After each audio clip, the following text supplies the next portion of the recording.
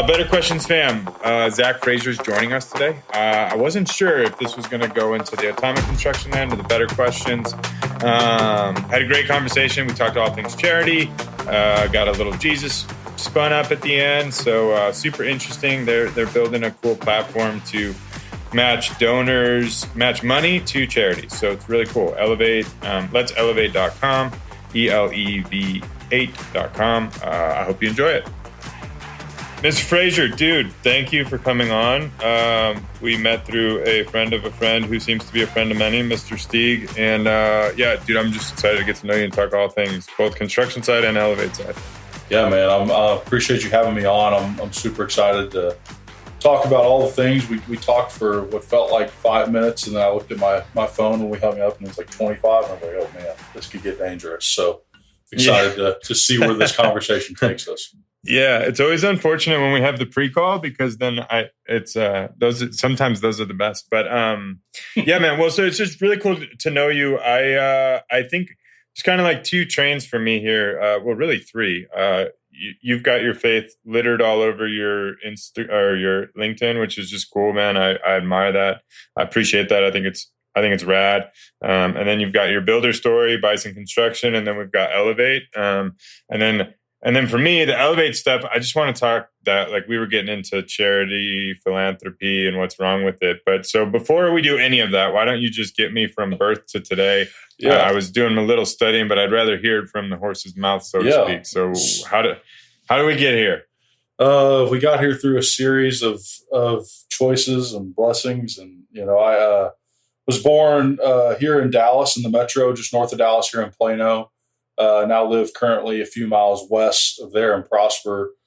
So always, the stat around here, I think it's like 82% of people that graduate from the Metroplex in high school, 82% of them end up coming back and working here. So it's a sticky place. I tried my best to not, but I ended up back here anyway. So grew up, family of five, mother and father blessing of a family. Two younger brothers, younger than me. All of my family are athletes. We've been athletes our entire life. Both my parents played collegiate basketball at ACU in Abilene. Up the road, my mom's in every collegiate Hall of Fame there is to offer. She was by far the best athlete in our family. And then there's the three of us, the boys. Each of us have played college football. I played Division II ball at a school called Oklahoma Baptist University. Went and played there out of high school. Both my younger two brothers, the athletes got better as they got younger. And so Brandon, my middle brother, is entering into his last year at Auburn. He's playing tight end there. Just had week one for them. And then my youngest brother's at Sam Houston playing ball. So just life has been such a blessing for me. As soon as I got done playing collegiate athletics, thought I was going to go into sales.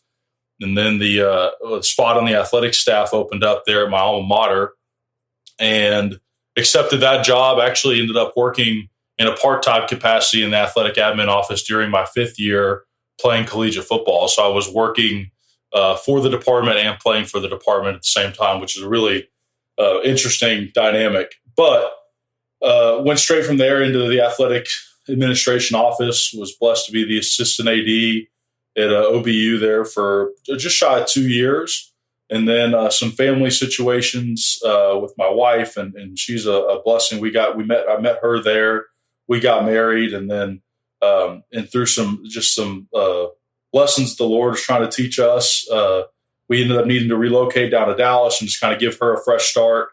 And so I did. Came down here. Actually got a job at a local church here. Kind of got on our feet. And actually one of the guys, contractors that I worked with when I was at OBU, we had a big old, we'll probably get into this when we talk construction later about how I ended up there, but I had a big tornado that came through. So I got to meet the owner of that company. And then fast forward about a year and a half later, he hires me to come work for him full time. And so that's kind of just a quick 30,000 foot view. And then during the glimpse of all that, ended up meeting the team that would eventually form Elevate, and taking that from a seed in a brain and finding the right group of men and women to help us form it into the company it is today. So, just life has been fast and furious. I'm still a spring chicken when I talk to most people, but It's been such a blessing, and I've learned a lot, screwed a lot up, and have been given the grace to try to fix some of the screw ups that I've had up to this point. That's awesome. I would love to dig into. Unfortunately, you have too many entities. Otherwise, I'd love to know. And can I ask? Can I ask how old are you? I'm 26. Turned 26 on the 12th of August. 26. Okay, got it. So so you are a spring chicken, and you're a year or two into construction, eh? Oh yeah. I mean, I'm a baby in the construction world. You've learned a lot. It's that's water awesome. Out of a fire hose for sure. So I have this debate. This is really tough for me because I've got it'd be very interesting what you think of my other. So I've got a construction cast and I got this philosophy cast. Yeah. And you're right in the dang middle on me. So I don't know either. I might even put it up on both. But for you, passion. Let's talk passion. Yep. What's most interesting? So if we had I want to go to what you're most passionate about first, and I assume that's going to fall into the elevated philanthropic spiritual realm, or do you want to talk construction? So what's unique about how I answer that question is my passion is people. It's always been that way.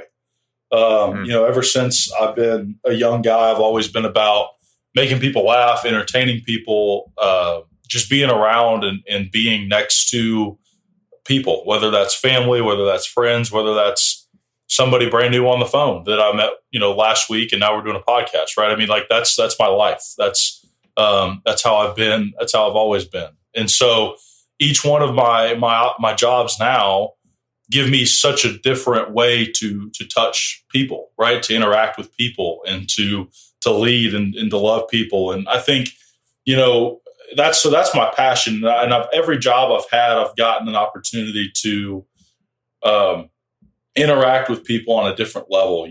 With collegiate athletics, there's such a diversity of interactions there, from college athletes to coaches to other administrators to other colleges. And you're having all these interactions and all these, these different meetings, and all of these different people in different life stages, intertwine in this kind of one sphere, which is athletics. And everybody has that passion, but how their angle of how they get there and how they're involved is so different. And then you move over to this church side and working there. And I mean, there's so many interactions you get to have about people and the struggles and the life, and, the opportunity you get to have to speak life into those people. And now, and what I do now, you mentioned the with Elevate and the philanthropic asset of how do we best allow more organizations to do purpose-driven work? How do we give them the resources that they need? And then that kind of even bleeds into construction a little bit of hey, there's a problem that our company needs to solve. How can we solve it in the most cost-effective, with the longest return on investment, in the best amount, in the fastest amount of time? And all of those puzzle pieces all go back to helping people be successful. And each one of those, kind of falls in a different, kind of scratches a different edge of the same kind of frame. I love that, except for it doesn't help me with where do we go first. So we can start with Elevate. Let's start with Elevate, and then we'll transition to construction. I was gonna vote that way. So let me see if I can explain it, and then you fill in the gaps. I was introduced to So it appears to be a place that enables organizations to raise money easier, and then enables organizations to give money easier. Is that it puts itself right in the middle of the fundraising maybe opportunity, or clean me up? Yeah, you nailed it. I mean, for us, everything's about how do we make the entire donation process easier, from organizations to donors to corporate entities that want to support. And, how we leverage each one of those things through the micro donation model, or even, corporate spending and harnessing the spending power of donor groups. Everything is built on how do we make, nonprofit giving more efficient. That's awesome. So then walk me through, let's pretend I had a charity and I want to raise money. Walk me through that side, and then we'll pretend that I'm a fence company and I want to give money. How does take me through, take me for the journey. Yeah. So the first thing first would be understanding who you are as an organization, right? Because there's gotta, when you start talking about micro donations, there's power in numbers, right? So how do we get our brand understanding that we're not going to engage, the the numbers that you hear about in the nonprofit space is 80-20, right? 20% of your people give you 80% of your money. And that's the big thing that everybody talks about. But for us, it's like, okay, great. 20%. We're so thankful for you. Like, great. Please keep doing that because you're the reason that all these nonprofits are working and functioning. But how do we engage these other 80% of the people that care about what we do, that think we do good work, but maybe haven't found a way that makes sense to engage? And then that's kind of where, because with my background in college fundraising, I mean, it's the same thing, right? We have all these big donors that we're not given tickets to, but you're trying to take care of them. You're trying to do the galas. You're trying to do all the things and having to have all these big experiential gifts. And that's a whole nother can of worms. We won't get into that right now. But what Elevate is like, okay, you're an organization. How can I help you get more of your people, of your stakeholders engaged with you using rounding up? And we've all rounded up at every grocery store you shop at now is asking you to round up. I mean, hey, will you round up for this? Will you round up for this? Will you, and there's a lot of, it's a little interesting when you start getting into the morality of the shaming that can kind of happen with some of those interactions at the checkout, right? And there's a few things that even we don't, that we try to aim to fix. Number one, how can we make those donations tax deductible? Because every donation you make at Walmart, you're not getting a tax receipt for that. And there's nothing wrong with Walmart. No one's figured out how to do it at the point of sale yet. And so how do we take that model and we bring it, instead of happening at the point of sale at the terminal, let's take it to the card. Let's allow people like me or you to support a nonprofit and swipe our card wherever we swipe it, online, in person, Apple, Amazon, wherever. And every time we swipe it, it's going to take whatever that total is and round it up to the nearest dollar and donate that spare change. And one of the things that we've really tried our best to harness is now once that donor gets to link that card, they're done. They've made their contribution. They have access. They can increase, decrease their maximum amount. They can do all the things. But the idea is, hey, we just need you to do one thing, and you can give according to your ability to give in perpetuity. And then for an organization, going back to your original question of like, hey, let's if you have social media presence, if you have an email list, if you have events, each one of these different models, we're going to help you get this message out to your people. We're going to help you, whether it's QR codes at events or an email campaign or a social media campaign. Like, how do we get this concept that allows you to engage more of your kind of lower tier donors? We call them 3-star and below. There's a 5-star system, right? But these kind of 3, 2, and 1 stars, how do we get them to engage in a way that makes sense for them financially and from a time investment standpoint? And so would it be me, the individual, participating in Elevate, or would it be me, the company, Complete Fence, participating? So that's a whole other can of worms. So now you get into the sponsor match side. So we have this kind of individual donor aspect, right? So now we get into how do corporate partners, you at Complete Fence or a Chick-fil-A or a Walmart or whoever it is, right? How do we participate in this nonprofit that wants to raise money? So the way that works is what we call it Elevate Sponsor Match.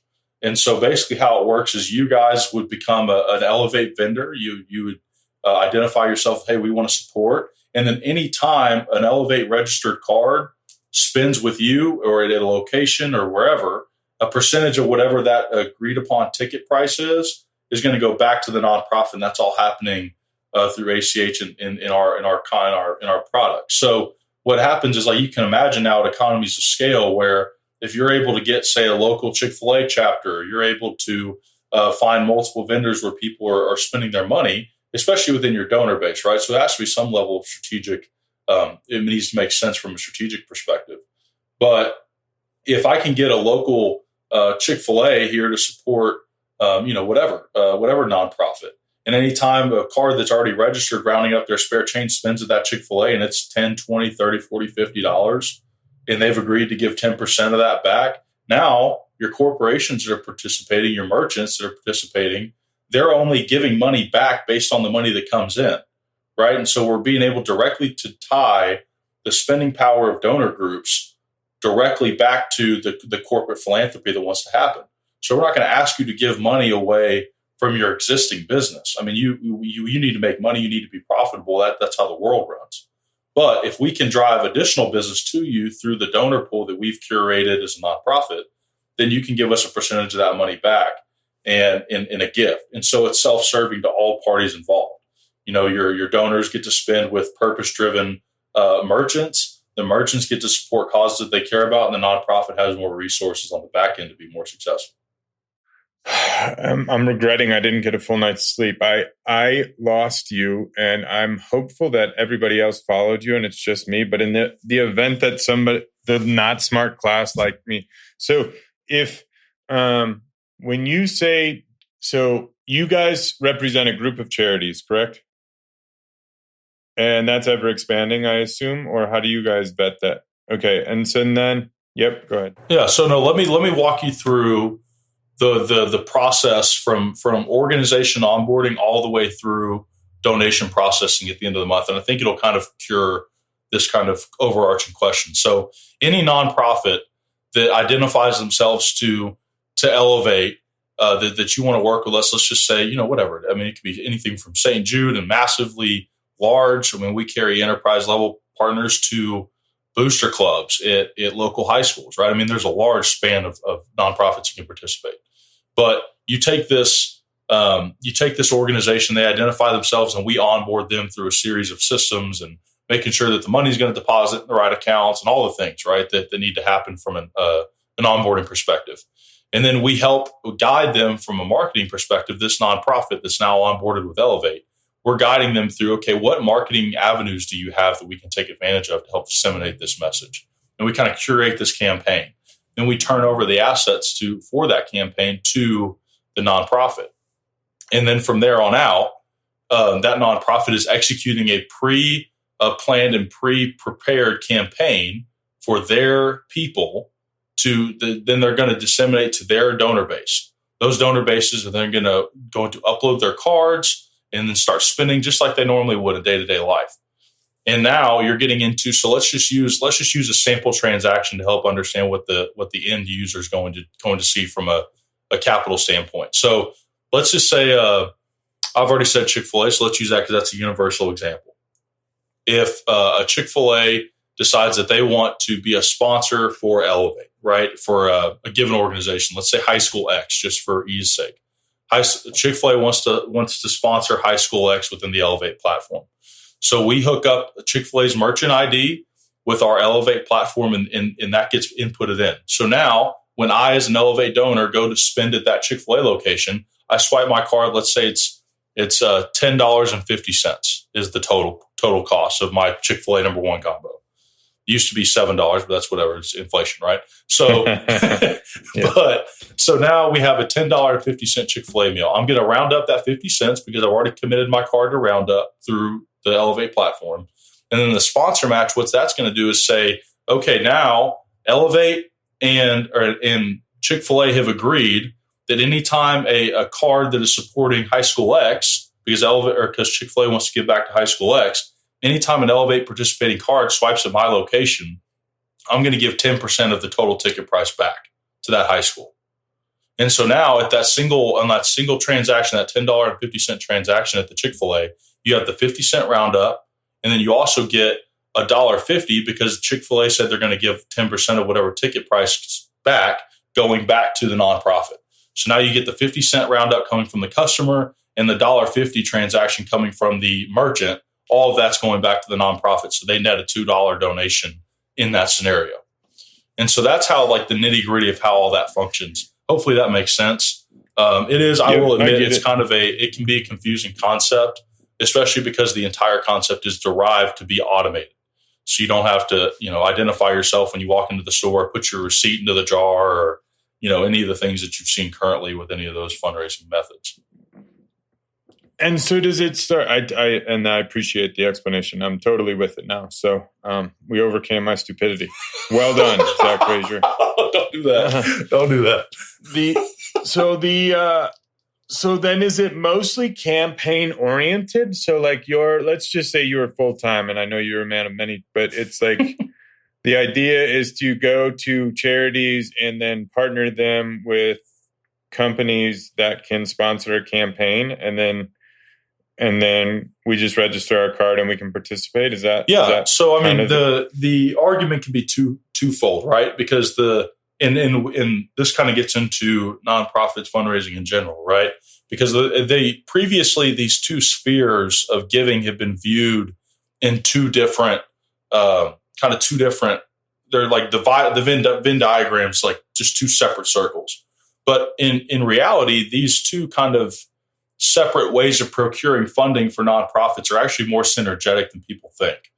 And so what's been happening is you've had like this kind of individual donor-based fundraising methodology where we're going to go try to procure individual donors. And then on the same side, running parallel to that same track, is we're going to go try to procure corporate partners. Like, hey, will you guys sponsor this event? Will you guys sponsor this? Will you guys sponsor that? Well, if we can find a way to merge those two entities or those two procurement models into one and provide value propositions to each side, we can increase our engagement rate on those donor initiatives. And so, yes, in theory, it would be campaign centric, especially for the first launch, to pretend that donors will be interfacing with a net new concept and just jump on board without having any questions, especially when it involves putting your personal card information on file. There can be a lot of skepticism there. And so there needs to be a campaign derived in based in engagement and education of the model.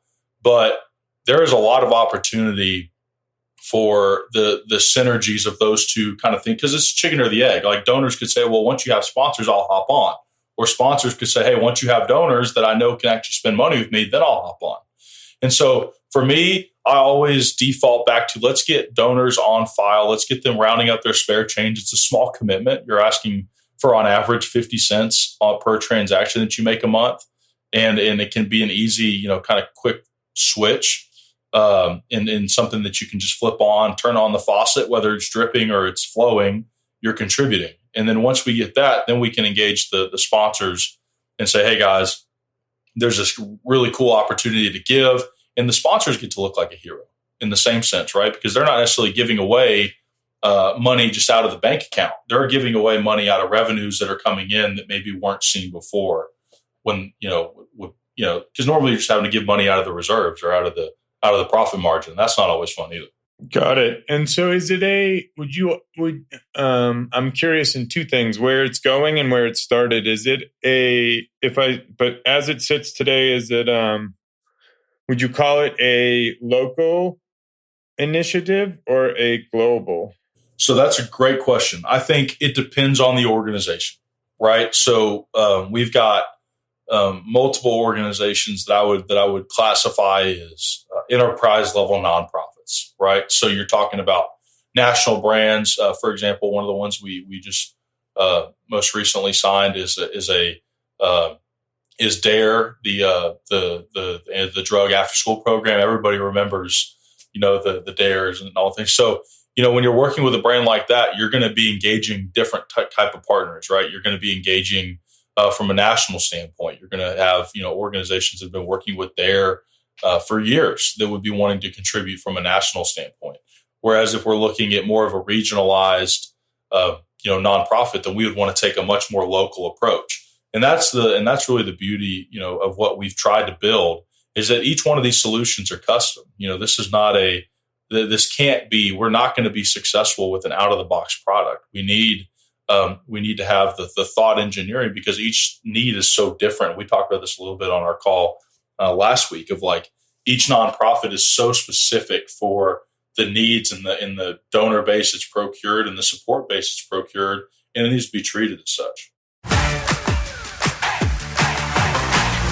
So I guess let's just talk. Let's stay on Elevate, and then I want to get to like the global philanthropic industry, for sure, with charitable contributions. But so where does this get birthed and put and I'm sure you could spend the rest of the hour explaining it. So the cliff notes, briefest version of the inception. How does this come to pass? So there's a group, 8 Brands is kind of the parent company of Elevate. And there's a group of 3 guys that have birthed that group, Kent Movchan, Scott Holtkamp, and Pete Clausen.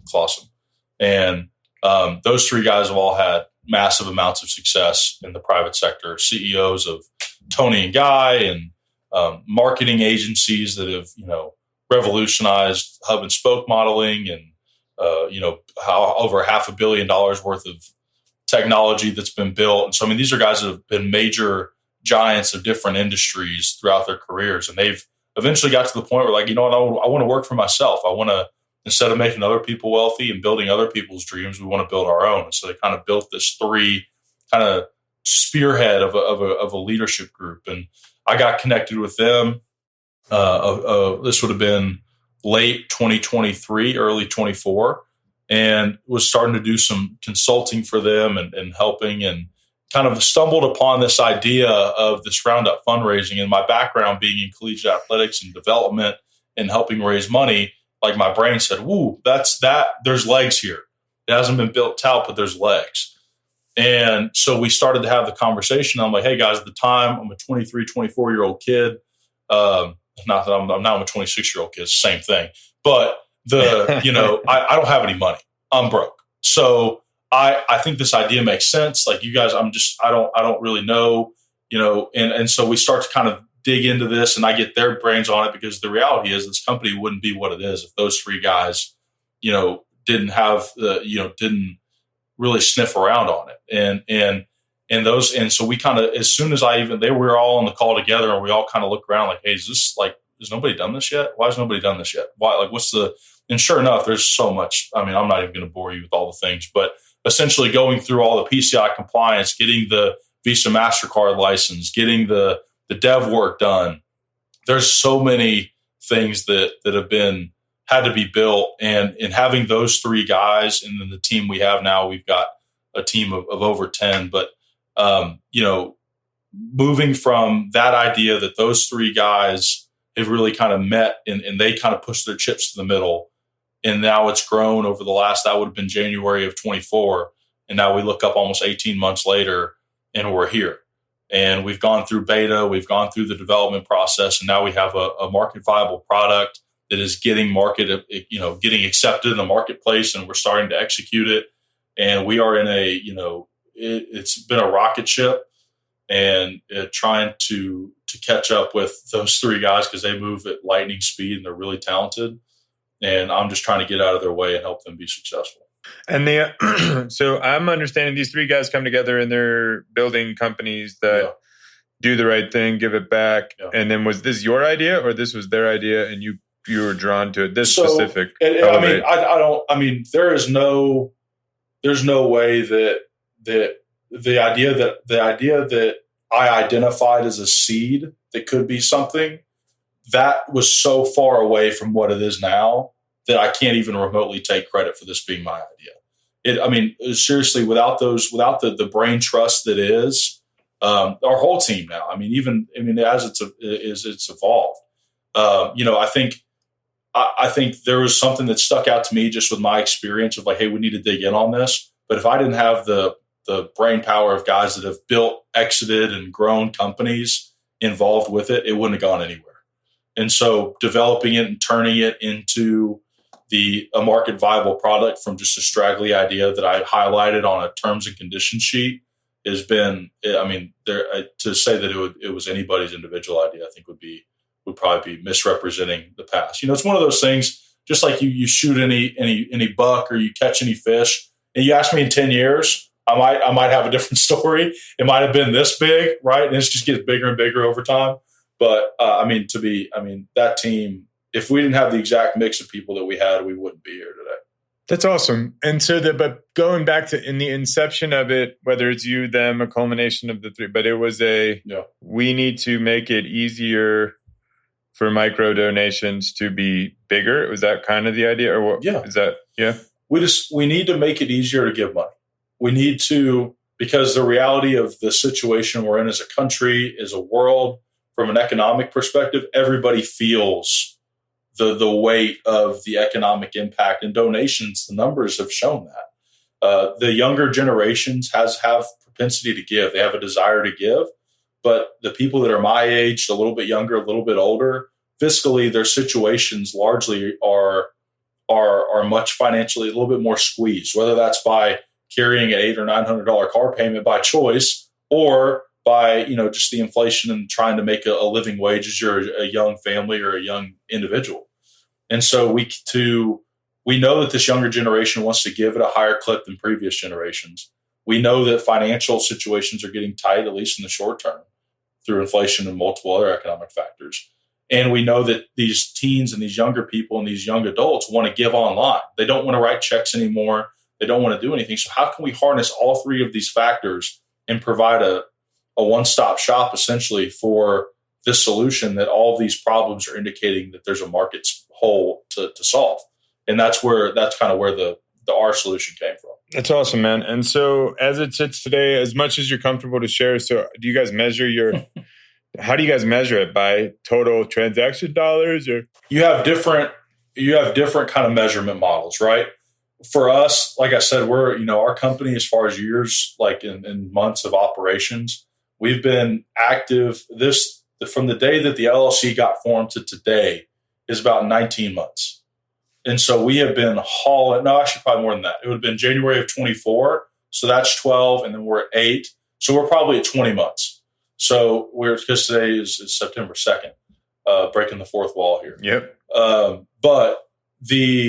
So say 20 months, 21 months of business operations. And this is the only company I've been involved with, one or two other startups. As I kind of went over the 30,000 foot view, I flew over a few other, smaller things and details, but I've never been a part of an organization that's had to turn away accounts because they weren't ready yet. And that's kind of where we were. We were at a point where, as we were going through beta, just through the connections and the networks that our team had, there were conversations coming up with these larger brands of like, hey, we're ready. Like, let's go. And it's like, okay, well, we weren't. So can y'all wait? Can y'all wait? And so we kind of went through this whole thing as we were doing beta at the beginning of late 24, early 25. And we're having to just hold off of these organizations. So to answer your question, yes, there's a multiple metrics. Number one, it's cards on file, right? How many cards can we get on file to support nonprofits? Number two, how much are those cards giving? How can we run campaigns to increase the contribution those cards are making? Number three, how can we maximize the sponsor dollars that those cards on file are contributing? Where are they? How can we get them more effectively to spend money with the organizations that we know, right? That we know are there. And then also you have kind of this pipeline of like, how many organizations are we onboarding and curating marketing plans?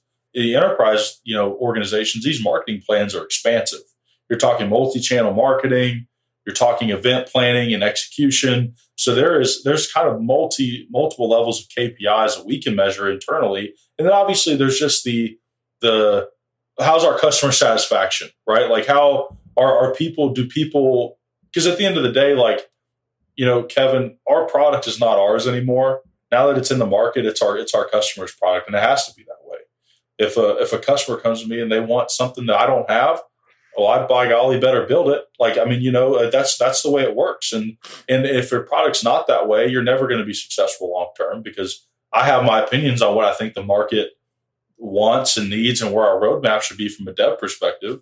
But if the market doesn't dictate to me that that's what needs to be built, then I shouldn't build it.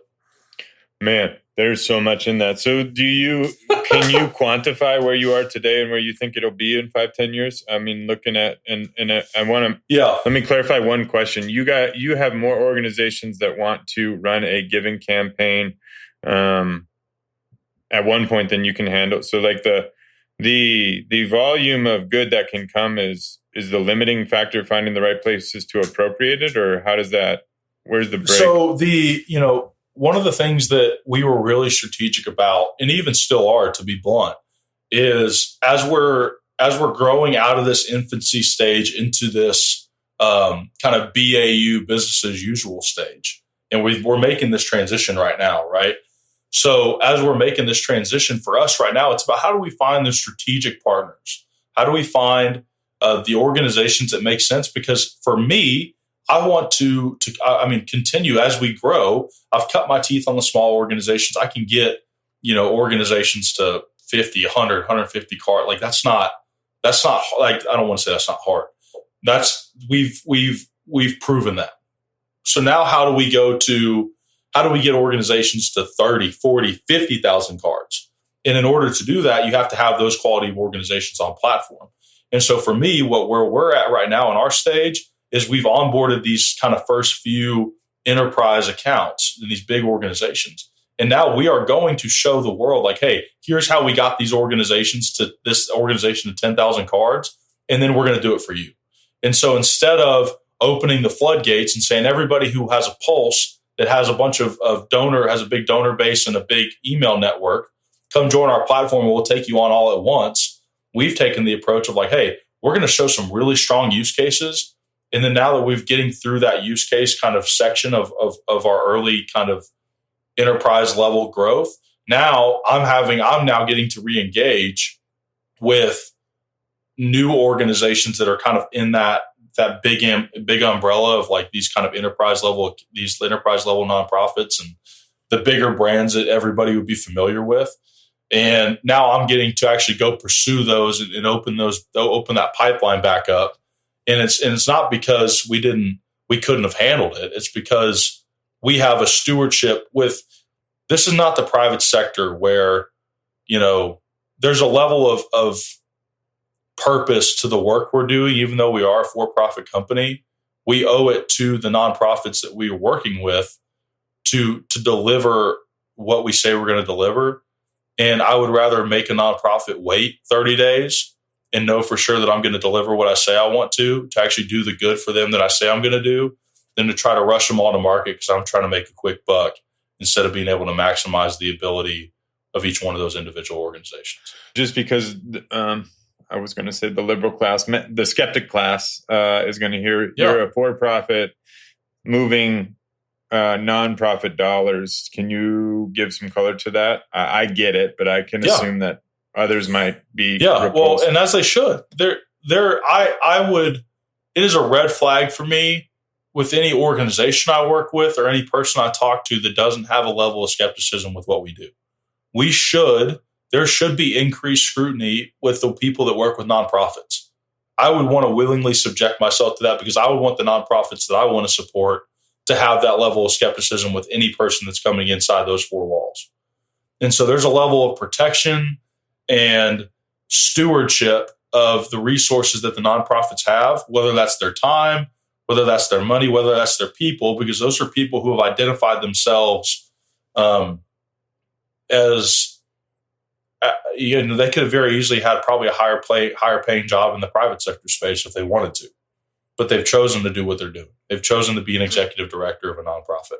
And so for me, in our organization, we've taken every step we can to maximize the percentage of the resources of the net dollars back to the organizations. And that manifests itself in a few different ways. Number one, we've built a payment processing. We've built a partnership through a payment processing gateway so that Elevate never touches dollars until nonprofits do. And so the money goes straight from donors directly to nonprofits. And then they invoice me, I invoice them for our fee. And then even talking about that fee, I don't charge anything up front because, as a person who used to raise money, and I ask everybody I talk to, well, we'll do the exercise live here. And if it flops, it flops. It is what it is. I might break it. In your mind, what dictates an effective fundraising platform? The ability to raise funds, right? That's it. Nothing else. Don't give me any other buzzwords about user experience, easy, all this. I don't want to hear about that. I don't care. Does it raise money or does it not? And so we've structured our price structure to reflect that. I'm not going to charge you anything up front. I'm not going to charge you an initiation fee. I don't want any of that. I'm going to show you that we can raise money. I'm going to put my human capital where my mouth is. We're going to create marketing assets for you. You're going to have assets that we're going to build to where all you have to do is copy, paste, post, or send or whatever. And then we're going to go raise money. And I think so the people that are skeptics, as they should be, they should want to know what are we doing to protect the nonprofits that we work with? And my answer is we're protecting their money by allowing it to go straight for them so I can't skim off the top as a business person. Then number two, I'm protecting their time by trying to take off the human capital that it takes to run these campaigns that I'm bringing to the table to allow them to go do more of their purpose-driven work that they're there to do. And that's a great answer. It actually helped everything kind of come full circle for me. So that was good. But so then if just as a understanding, it's hard for me to get a snapshot of where you guys are. So what I do know is there's about 600 billion annually in charitable contributions. Yeah. What kind of deal flow are you guys at now, and what do you expect in 10 years? Or how would you want to quantify where you guys are versus where you're going? Or would you, if you don't want to? So what I would say is, no. And I think in order to, there's what I don't want to do, because here's a reality. For me, I have about 25 organizations on my platform right now, ranging in size from, like we've talked about, what we would call a tier 1 organization, an enterprise level nonprofit, up into, booster clubs of individual teams at high schools. And what I would say is this: I would say for any type of the way that I would quantify without giving away organization specific, revenue data, I would say that anytime you can, the average contribution on a card through Roundup right now is $37 a month, $37 to $43 a month. That's, you spend your card, you swipe your card between 60 and 70 times a month on average, our data shows us. And that average Roundup, it can be 99 cents or 1 cent. It ends up being about 50 cents. So you take that math and you say, okay, so we're getting about, let's say, between $37 and $43 a month. And we have those 25 organizations that are on platform ranging in size. And you take whatever their donor pool is, as far as what a email list could be, 100,000, 200,000, 300,000 email lists, or 50 people. And then you take whatever that engagement rate is and you multiply it by that 37 number. So our market cap, Kevin, in the next, where we want to be in the next, let's say 5-10 years, is we want to be, you threw that massive number out there, that 600 billion number. It's massive. Yeah, it's gross. I think if Elevate does exactly what we want it to do, I think we could be doing, a few $100 million worth of revenue a year. And if I can get to that, then the work that the amount of money we're pushing into nonprofits is ridiculous.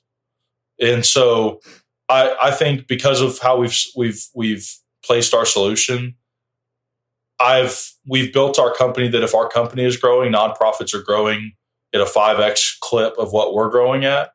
And so it would behoove the nonprofit space to help us get to our goal so we can help them then on the back end, right? So, and I'll tell you this, right now, the people that we can get to our landing pages, so we've talked about the marketing and the way we get there.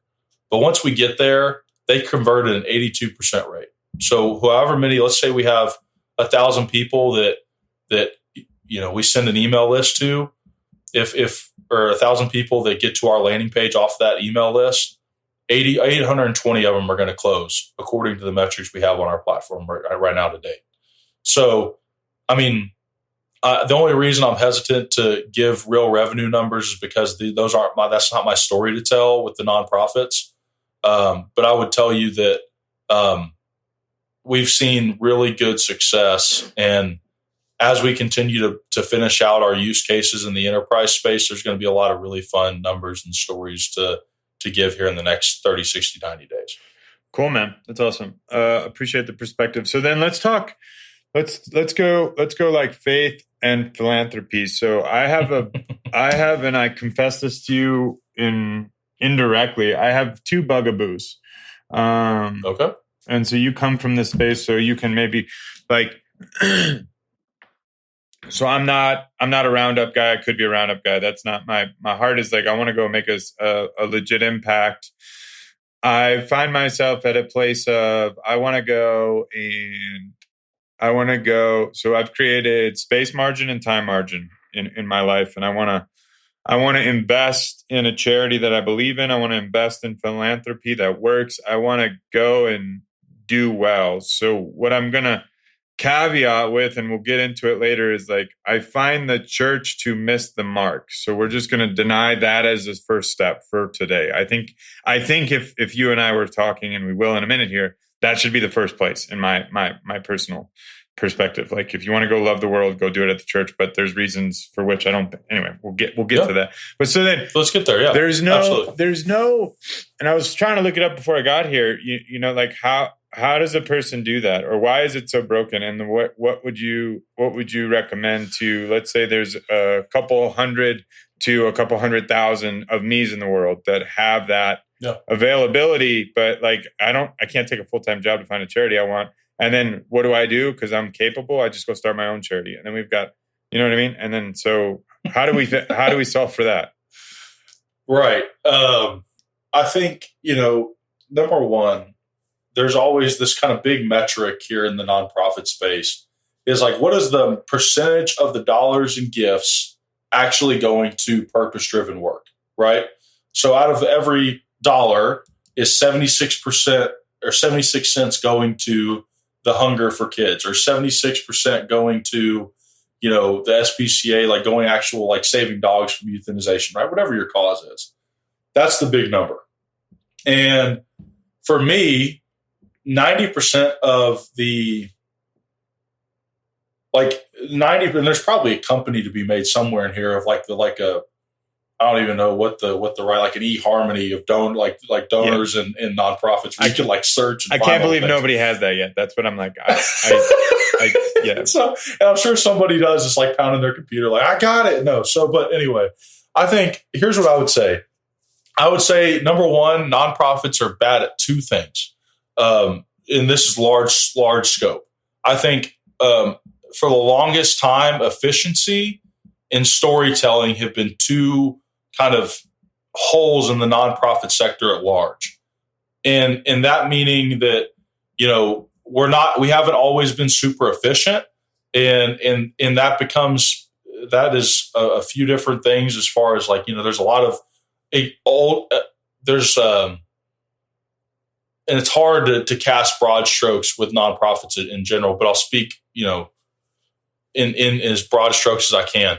Oftentimes you are under-resourced and understaffed. And so it means you're putting a lot of Band-Aids on bullet holes. And you're one person's trying to do 6 things and 7 things and 8 things, or it's the inverse. And this nonprofit has grown so fast. And there's been a few people that have come in that really want to see the mission grow. And because of that, processes haven't been put in place to keep up with the growth model.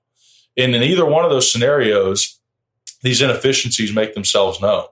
And so less purpose-driven work is done because you're trying to chase administrative things, or you're trying to, you know, make up for lack of, whether it's bad hiring or all that. I mean, there's so many different things because this is such a susceptible world to bad actors.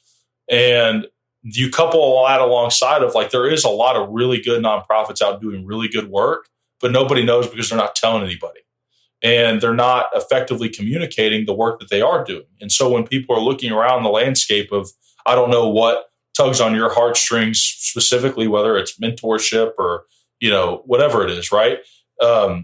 There should be a way, like there should be, you know, stories out there about the way that these people that are wherever that cause is that you specifically want to give to, that if we're effectively telling our story, people should be able to navigate and find those things. And so when you couple these inefficiencies and either overworked and understaffed offices with the need and the constant need to stay in front of people in the frontal lobe of the mind of all the donors and the supporters, you create this vacuum of what perceives to be, you know, not a lot of high quality organizations that you can trust with your dollar. And that all goes back to being able to show people like, hey, this is what we did. This is what we accomplished. And this is what your money actually did, or your time actually did. And if you're not effectively communicating those things, how do you expect people to continue to come back and contribute? Understood. So let's say, I was talking to ChatGPT before we got a Claude, actually. Got to give credit where credit's due. I love doing that. Yeah. I do that all the time. Allegedly there's some inherent danger of getting too close to your AI, and I don't think we're not there. Oh man, I saw that too. Yeah. So Claude speculates that in 600 billion of charitable giving, and I'm going to actually, before I tell you what he says, what do you think is, like, if we went dollar for dollar value we give $1, we get $1 of value. Like, what would you assume that we're at in the total ecosystem? And we know, yeah, go ahead. It's not a fair Do question. you get to count volunteer hours or just salaried hours? Because I think the balance shifts dramatically if you start to include volunteers. Give me both. Okay. So on a staffing basis, I think you're probably I would say you're probably 70 to 80% of your dollar utilization as far as the value you're getting in return. I think even that number, while it feels low, there's still in that dollar value. That means you still have 70 or 80% of really good actors in the space.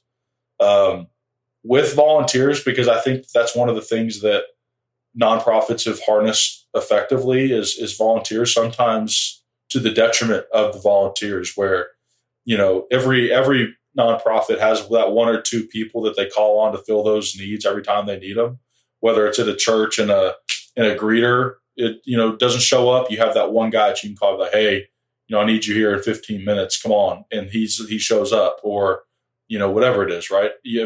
So when you count those volunteer hours, I actually think you end up being positive in your dollar value. I think you'd probably be in the 105, 106% range, just because I think of the true value in the man. I mean, just think of how many volunteer hours you've put in your life across multiple organizations, and the cash value for that's probably hard to attribute. Okay, and then and that's good. Claude said it was 66% globally, but so then. We see incubators, we see Wall Street, right, where you're getting, minimum 10 to 20% returns over time, right? And then when you go and build a business, right, you're seeing 10 bangers, even 100 bangers, right? You can take 100,000 and make $1 million, right? And so we need to be contemplative and say, okay, well, we're not going to create that much value. We're trying to fix a problem. But I feel like fixing desperate problems can and should be profitable for companies that sit and think long enough, right? Because nobody wants some of these problems. Everybody wants to see. So if we use a 10x as a kind of conservative high shot, right, for businesses, if you were building, if you build a business, you make an investment, you want to, you're going to try to shoot for that or beyond. You see some of these people that can raise $1 million and then build $1 billion, right? So there's also 100. So as a 10 times as a conservative goal for business, does it seem at all disparate to you that we're trying to get 1 for 1 and not like 2 for 1, 3 for 1, like, in value? Is that just like too aspirational? Yeah, without major systemic change, yes. In one of the things that, and even this to go back to Elevate, but I think it proves the point that you're talking about.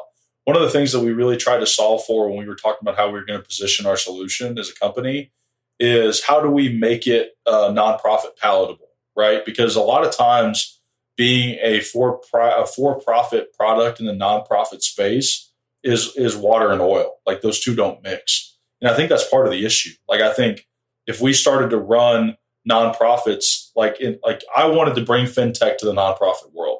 Because there are things, there's excellence, there's expectation, there is a hustle that we carry as a for-profit company that I think can be really valuable to nonprofits. And in the same way, I think leadership should be in nonprofit space, should be looking at constantly how can we maximize our purpose and how can we maximize efficiencies, processes, and people to do more of the work that we want to do as an organization.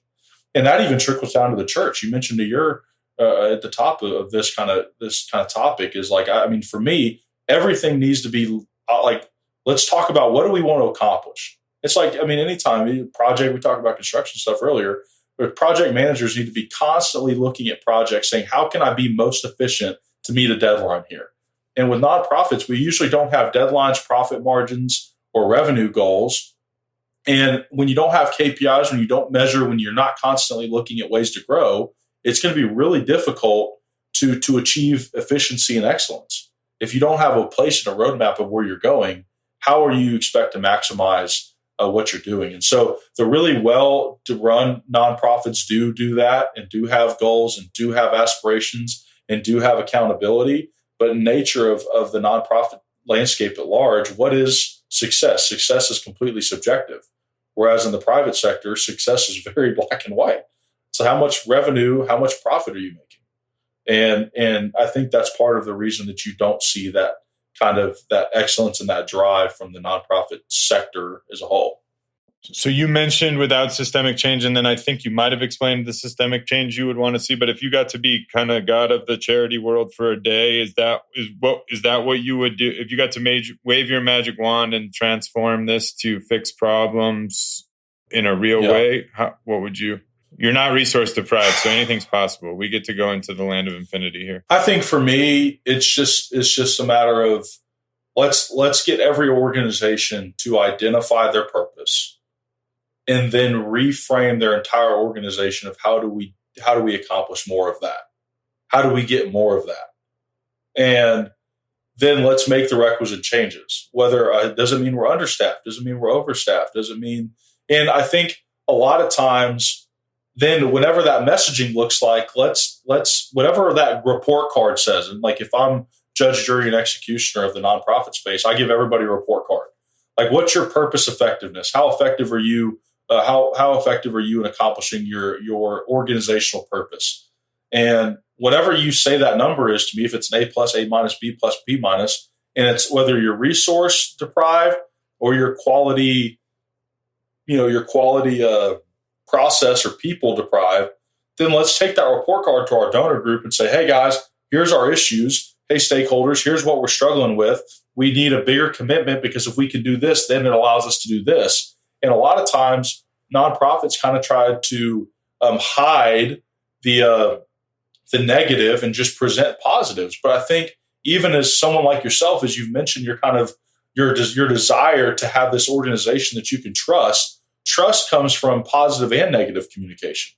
And I tell anybody I work with in any organization on what side of the house, nonprofit or for profit, the only kind of information that's really bad for me is no information.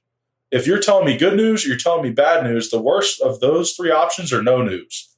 And I think if we're honest with people at every step of the way, whether it's positive, negative, or not yet, then donor trust and donor engagement and stakeholder engagement becomes easier and more achievable.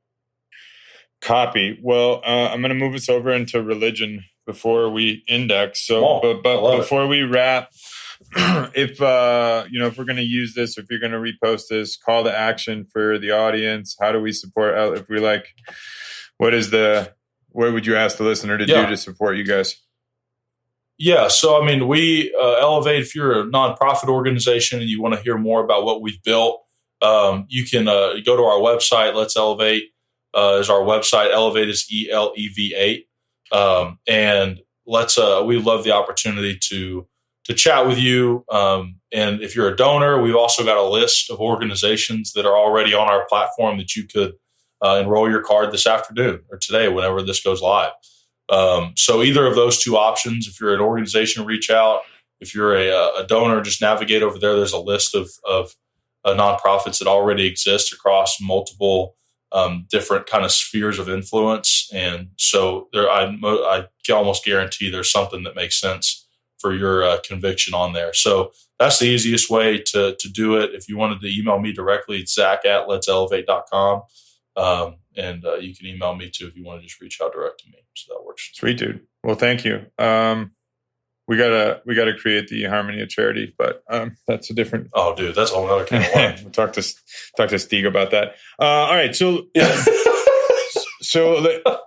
I talked about one bugaboo, and that's like charity is not as easy as it should be, in my opinion. Being philanthropic is too difficult. My next one is like, so you're a man of the cloth, a man of the faith. Have you always been that way? Has that always been a foundational tenet? Yeah.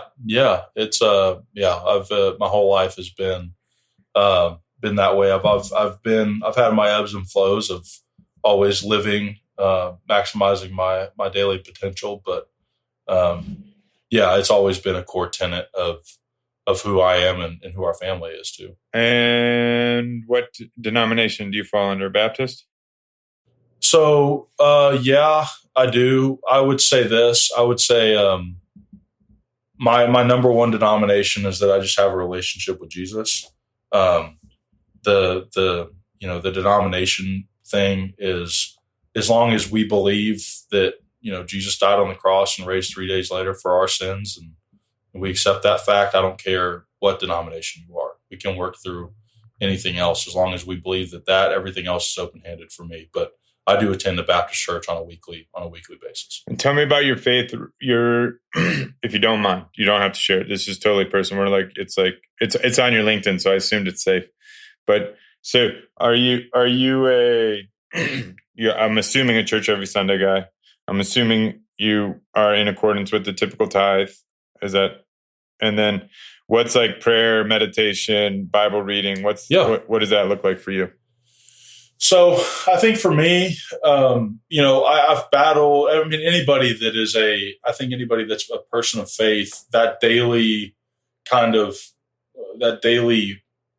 habit or that daily practice is probably the most difficult, especially people that are high octane people that are, from the second you wake up to the second you go to bed, you're working or you're doing something. And what I've kind of really held myself to was like, I just need to be intentional with my time. And, everything from, I've gotten really good over the last, few years of just being able to, what's called, I say, throw one up, right? You don't have to, I don't need to be sitting in a corner with all the lights off to be able to have that prayer time, or to be able to have that kind of, time with the Lord to kind of recenter myself, or if I'm really frustrated, to just stop for a second and ask for patience, or ask for to put it in my heart to forgive somebody, or to not be angry at a situation. So for me, my daily habit is sometimes getting in the Word, whether it's listening to it on my phone in the truck. I try to do a chapter. Sometimes it's like I get halfway through and I get 2 phone calls and I never get back to it. But to me, it's you have to be based in reality, right? Everything about what we're trying to do is people of faith is constantly bring ourselves back to how do we glorify the Lord, and how do we do that in work, in our marriage, in our lives, and in our daily lives. And so for me, it's just trying to focus those opportunities when they exist, and then when you fail, having taking the time back to be like, you know what, I screwed that up. How can I be better next time? And then asking for that wisdom and asking for those things, and having life partners that hold you accountable to that, not being above when your wife tells you, like, hey, that wasn't, what are we doing that for? And not like the ego in me is like, oh, what do you, I don't need to explain. Let's just take it and move on. So, for me, Kevin, I think the biggest thing for me is how do I maximize every opportunity I have to leave every situation with more joy than I walked into it with. And that's in conversations, and that's in, that's at checkouts at restaurants. And, because joy doesn't necessarily mean I'm beating people over the head with the Bible. Like, I don't believe in that. Like, I don't think I walk into somebody like, hey, do you know you're going to burn in hell if you don't? Like, that's just not, that to me, that's not what, when Christ says to speak truth in love, I think that in love is just as important as in truth. Because the saying you hear 1,000 times is people don't care how much you know until they know that you care. And so loving people and caring for people and speaking joy and life into the interactions that I have on a daily basis are truly, that's what I want to be about. That's rad, man. I very much admire your disposition. So then if I said what I said earlier is like the body of the church, the temple, yep, the synagogue, the building that you walk into, right? If I said to you, yep, generally, and I'm speaking to all denominations, I'm speaking to all Christians, yeah, our people, generally, you don't have to worry about offending me. You tell me what you think. We'll have a conversation. I won't be offended. I truly admire your disposition and your faith, and I'm certain. Yeah. No, the question is, do we agree on the? I assume that more people look at that unknown, the people that haven't been in there, right, and go, ooh, I'm not going in there. I'll light a fire or whatever, right? Like, it's like, that's a scary. So we got like two options, right? Yeah. We got two options. It's I'm scared of that place. I'm not going in there. I don't want to be a part of that. And like, this is where I go to be comfortable. This is where I can go and be safe. Like, can we agree that we've got far more of this than this? The wrong answer? Yes, all right. Absolutely. Why? Absolutely. Why do you think that? How can, and let me lecture just a little bit. The most beautiful story in the whole world, even if it isn't true, it's worth believing in. It's like Santa for kids in a way, right? Like, it's like this magnificent story of God wanting to align himself with his people so much that he would come and die for them, right? Let's take that as how can the richness of life with him, journey, like the relationship with him, which I think I'm big on that as well. How can that be misrepresented as a scary place where you're not welcome? Yeah. And it goes back to what I said about just when I talked about my personal faith journey. I think we have to, the number one thing is Christians, I think today in our current context, get caught up in speaking truth. We feel like everybody needs to know the truth about, like you said, the gospel and the fact that Jesus died on the cross and that the 10 Commandments and the things that he said in the Bible, and that everybody needs to be, you need to live your life this way, and if you don't, you're going to die. And so I think I would like to believe, Kevin, that all of that scariness comes from a place of wanting to deliver the truth of what Christians believe is the truth to everybody that exists, right, and all the people. What I would say is this. I would say, number one, to me, one of the biggest things that the church can do better is learning how to love people and learning how to care for people. And if somebody wants to walk through the doors of a church, whether they are living in sin, whether they are somebody who was in the faith and then walked away, we need to understand that we are on the exact same playing field as every single one of those people. We are those people. And, Scripture says all have sinned that have fallen short from the glory of God, right? And so we've all sinned and we've all fallen short of that glory of God. And as believers, we believe that God had to come down and send his son to die on the cross on our behalf, for me, for Zach Frazier, that my sins put him up on that cross. And so if we approach every conversation of people like that, you're right, the church should not be a scary place. But the reality is that right now, there's this perception of like, hey, you can't come in here if you don't believe this, or you can't come in here if you're not willing to change who you are immediately. And I wouldn't want somebody to come into a church and change themselves because they think that's what I want.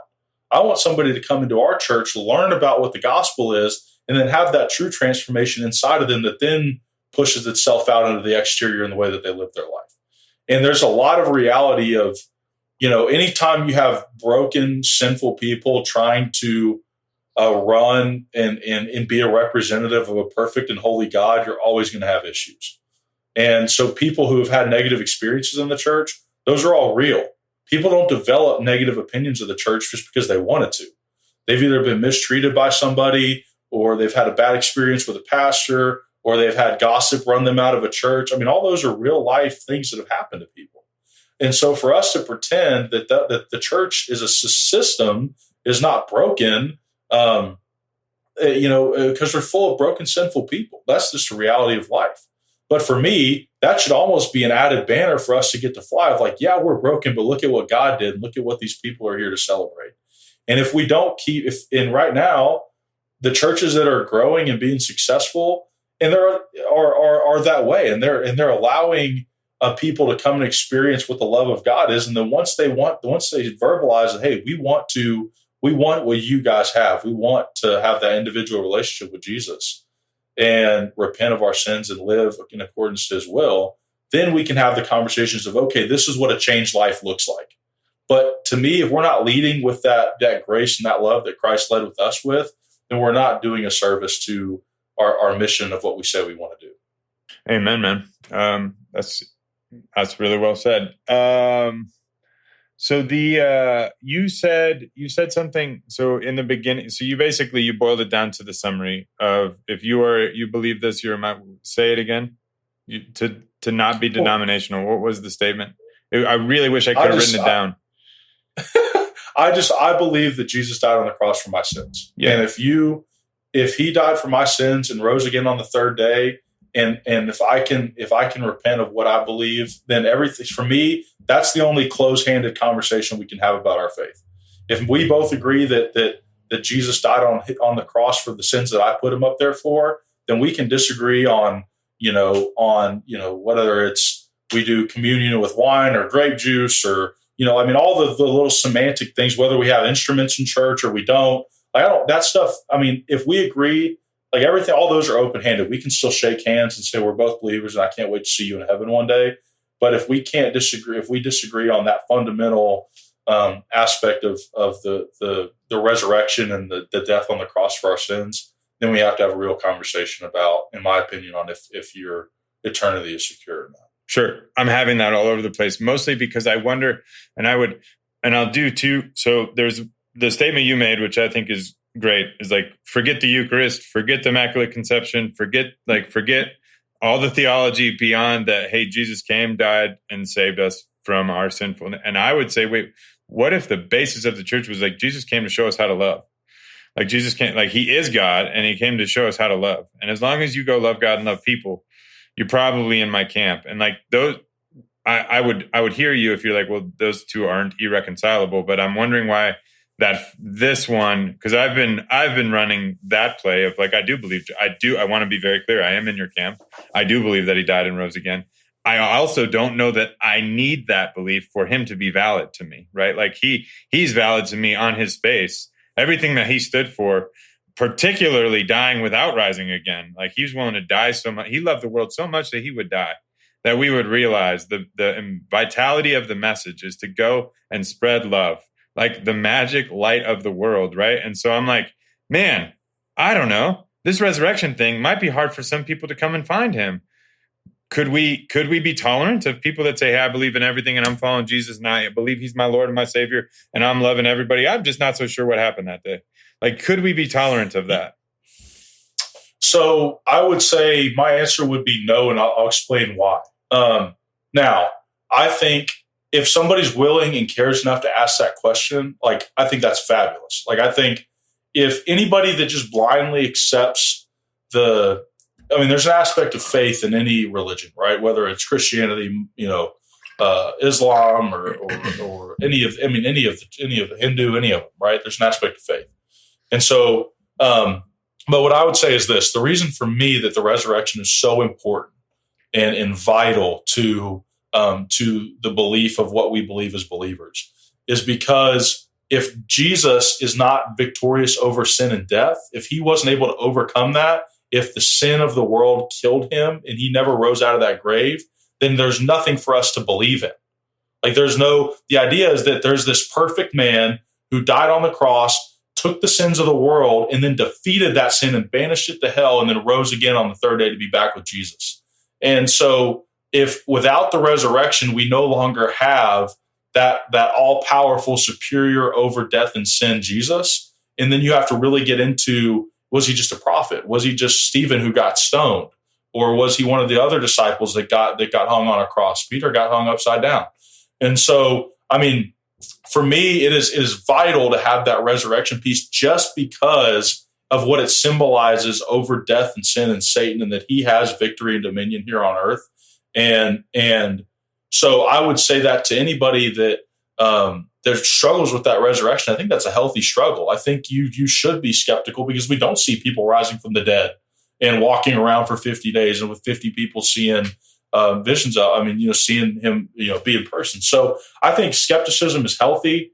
I think that the people that have the questions, I would say Lee Strobel has a fabulous book. He is one of the it's called The Case for Christ. He's an atheist that went through his life. He was an investigative journalist, and he spent basically 10 years of his life trying to investigate to prove that that Christianity was fake, and he centered it around the resurrection because he's if I can disprove this, I can disprove the whole religion.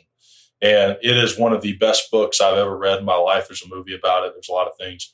Lee does a really good job of breaking down. If you want to see the analytical facts of what his history has to offer compared to other historical things that we take as fact, it's just a fascinating read for the analytical brain because obviously there's a spiritual element and a theological argument, but a lot of times non-believers don't really care about that. They don't care about the validity of the Bible until you can prove to them that things make sense.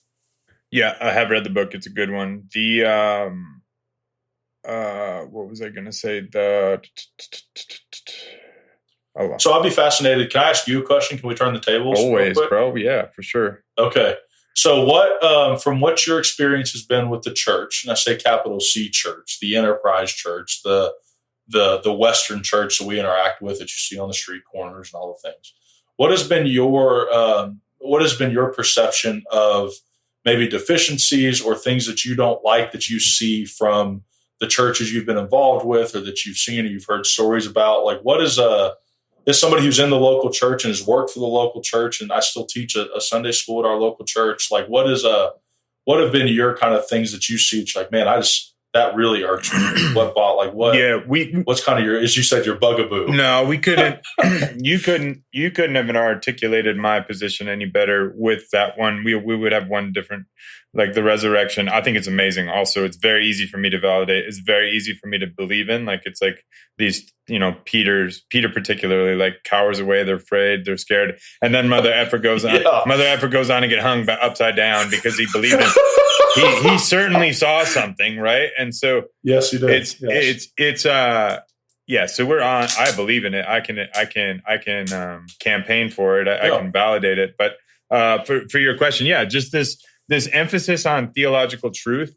And it to me, it's devolved into my daddy could beat your daddy up, right? I believe more rightly than you. And like, I see littered in the church. And like, it's funny because like, Catholics don't want to be related to Jews, and then Protestants don't want to be related to Catholics. And we spend a whole bunch of time arguing about, again, whose daddy could beat who's up. Is like, how do you do the Eucharist? And I exist in this space because it's very fun. And I mean, for 13 years, I'm like, what are we effing doing? Like, we're on the same freaking team.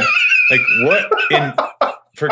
just go love the world, And that's where I'm like, and we're putting, to me, walls up around people that otherwise would. It's like, come and see. The story to me was very clear. It's come and see, and too often it's believe as I believe, and then you're allowed to come and see, right? And I think we don't even do that on purpose, and so that's where I'm very critical. I'd call myself critical, and I think the church's unwillingness to say we don't know, we wonder, and we're curious, and we believe, right? We believe, like, I don't know that we can't even agree. And I'm sorry if I gave you this lecture on our last talk, but like, dude, we got two versions of Trump. He is Satan himself, and he's an angelic near Christ-like figure. And we, existing in the space and the information era today, can't land on a conclusion. Like, far be it for us to read that text and understand that we interpreted it 100% correctly. There's nothing we can know. There's only what we can believe. So, it's this. Yeah. So my critique would be self-righteous truth administration in favor of, like, our war seems to be believe. Here's the box of belief that's going to get you to heaven. You come and adopt this, you're going to heaven when you die. And I'm like, why do we care about that? Like, why don't we talk about, like, so like we're alienating the Mormons, we're alienating the Muslims, we're alienating everybody that believes the Christian. I'm one of them now because I'm like pushing the bounds. I believe in the doctrine, but I don't know that I have to. It's like, dude, I can't tell you how many Christian doors go right in my nose. Like, if you're saying that, don't talk to me. And I'm like, all right, well, that's tolerant. That's graceful. That's loving. Yeah, right. And I'm like, we're warring against right belief, which to me is a Pharisee fight, right? That's the fight the Pharisees had. And I think the greatest heretic of all time was Jesus Christ himself. And I'm saying, why don't we stop that? And let's talk about how we live and how we love. And like, let's like open that spectrum and say the greatest threat we have is our obsession with wealth, our obsession with prosperity, our obsession with sex and lust and power. All of these things, those are the idols that are mucking us up. Like, let the Islamists go, like, not the ones that are killing people, but like the fundamental, the good-hearted ones, right? Like, let them have their beliefs. Let them pursue their God and let Jesus reveal himself at a time. Like, I don't know that we need to not preach to them. I just don't think we need to be worried. Like, I think anybody that's going to a synagogue and believing in something bigger than themselves, and if it sounds something like love your neighbor, you're closer to my same team than you are apart. And so I wish our fight is maximizing human experience, maximizing joy, like all this charity stuff we're talking about. Like, the church should stand at that intersection and say, come all who are broken, all you who are weary hearted. Like, this is a place for you to come and discover And I don't think we do that very good. That's my bugaboo. That's a really interesting thought, because the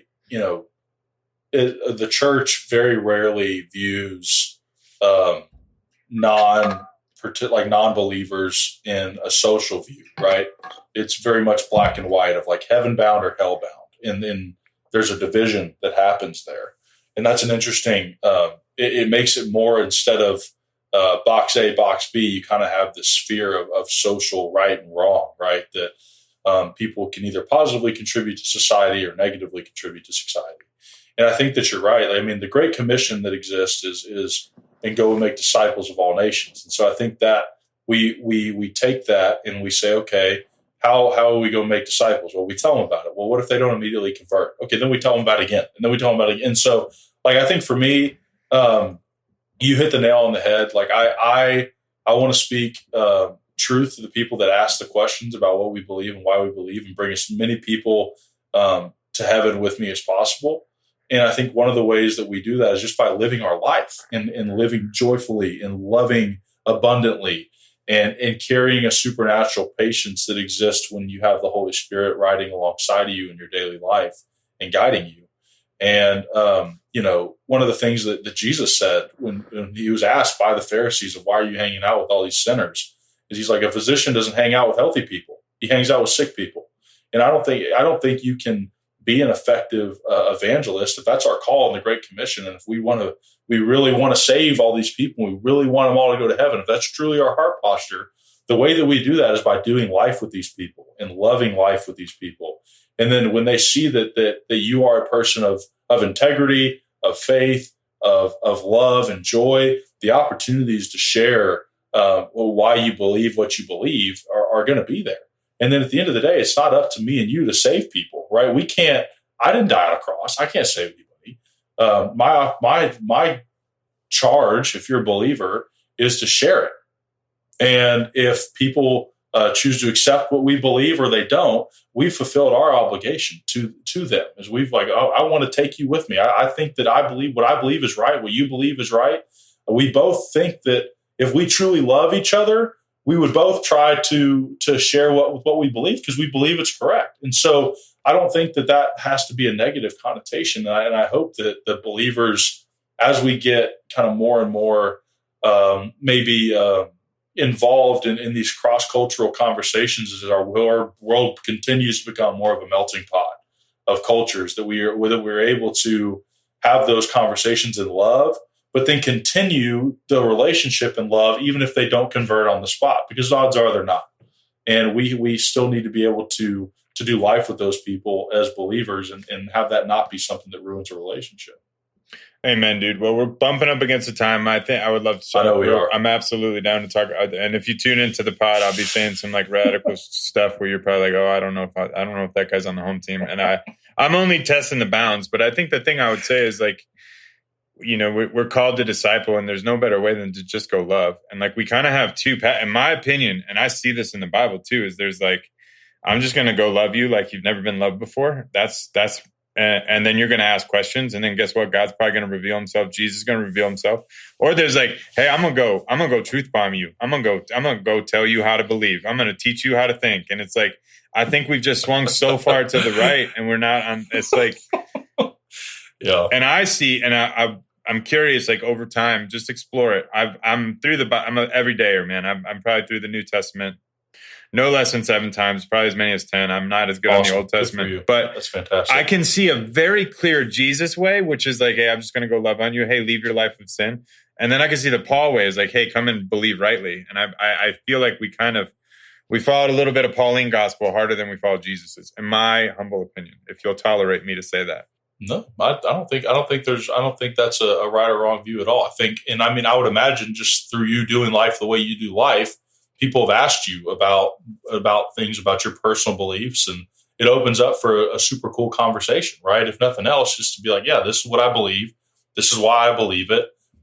And a lot of times, like, it doesn't even, like, I mean, if you live your life on fire for the Lord and you live in love, like, I mean, the conversations that will come up in your life, and it doesn't even necessarily have to be like, hey, I'm trying to get you to convert right here on the spot. But like when you speak about your personal convictions and why you believe what you believe, a lot of time that is attractive to a lot of people. And there's a magnetic energy to that because you are different. You do love people in a way they've never been loved before. And people are curious about those type of things. Yeah, man. Well, you're clearly living it. So I admire you for it. I appreciate you being on. Likewise, we didn't talk any construction, so this is going to go on the better questions realm. So that's just fine. We gotta do it. We gotta do another one. I need to get. We might need to get Brand on here too because he's a brainiac. That's my owner of my company. But I'd love to have him talk to him if he wants to come on. We'd love to. I will. He'll do it. Yeah. He'll love it. And then you need to. Yeah, I mean, this is cool, man. You got a lot of really cool. You got a really cool curiosity about you that comes across immediately. This is a lot of fun. I appreciate the opportunity to come chop it up with you and chat. It's a lot of fun. Well, thanks for coming and acknowledging that it's sincere curiosity because I feel like it's vacant, People aren't curious about each other anymore. It's like it's not there. Everybody's got something to say. Well, social media has made us self-promoters at heart. Yeah. And, everything, there's a reason they call social media feeds. They call them a feed for a reason because you're constantly feeding yourself with those things. Like you said, when you talked about the real things that we fight as believers, like those are all the things that you're being fed. You're being fed the chase of wealth. You're being fed lust. You're being fed that these people are on vacation and you're not. You're being fed all of that is just being fed into your heart. And if you don't have the ability to filter that out and still be curious in order to bridge that gap with people and just learn about people, it can turn into a real, selfish mindset of you want to kind of prove to those other people of like, hey, my dad could be your dad. My vacation's cooler than yours. And we're just having this conversation. But it's really cool. It comes across genuinely. Even the first time we talked on the phone, it came across that this was going to be a really fun conversation. So I would love to get to hear more about you, but unfortunately your job here is to learn more about me. But I flipped the script, dude. You were the second one. You can come and you can interrogate me anytime. So maybe we'll do 2 more. I would love that. Yeah, anytime, man. I would love it. You let me know. So this is a lot of fun. So I'm doing this thing now. We're on the Better Questions pod, and I got to ask a question. The question I would ask would be, charities do better? That was today's. Can charities do better? I think they can. Great conversation with Zach. I appreciate you, the listener. Thanks for tuning in. If you liked it, let us know. If you don't, let us know. Also, like, share, and subscribe. I don't know if you can subscribe. I'm not even sure. But appreciate the Pineapple crew for keeping us rolling. And we'll catch you next time. Cheers.